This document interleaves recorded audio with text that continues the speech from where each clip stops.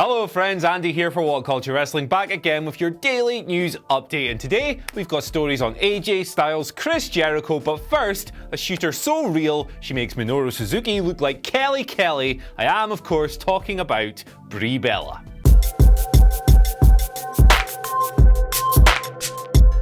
Now obviously we all know what happened with Brie and Liv Morgan on Raw, and unfortunately it looks like Morgan will be spending some time on the sidelines as she's been confirmed to have a concussion. The whole thing just kinda sucks really, but the good news is that any bad blood that may have arisen between Bella, Morgan and the other members of the Riot Squad has now dissipated. The great men and women over at Fightful.com are reporting that Sarah Logan and Ruby Riott did appear to be a little bit upset backstage after the incident. However, they do note that Brie has since apologised several times and that any lingering issues appear to have been cleared up. It's easy to understand why the Riot Squad would have been upset after this incident, as you could see the annoyance on Riot's face when, just a few seconds after the Liv Morgan incident, Brie cracked her with an LB supper that wasn't in the script. That being said, the last thing anyone needs is for this nasty situation to develop into something truly poisonous. And while yeah, there are valid points to be made about Brie Bella and in-ring safety, at least the whole thing seems to have been cleared up backstage. Story number 2, and it looks like your pal Chris Jericho is heading back to New Japan Pro Wrestling for the first time since winning the company's IWGP Intercontinental Championship back in June.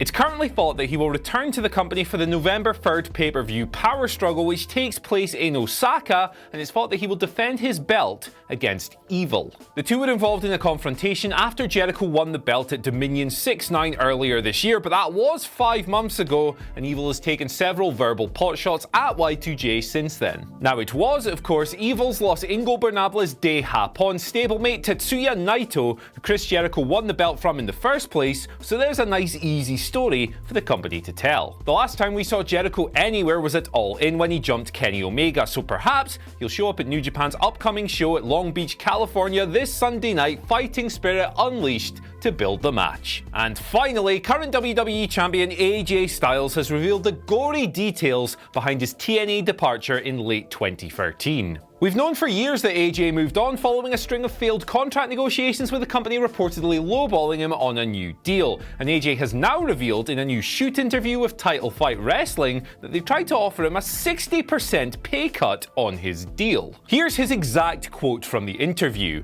"It's kind of crazy when that's the first offer. You're like, wait, what? That doesn't make any sense. I've worked here for 11 years hard. For 11 years. I've gotten more popular over the past year, so I don't know what's going on.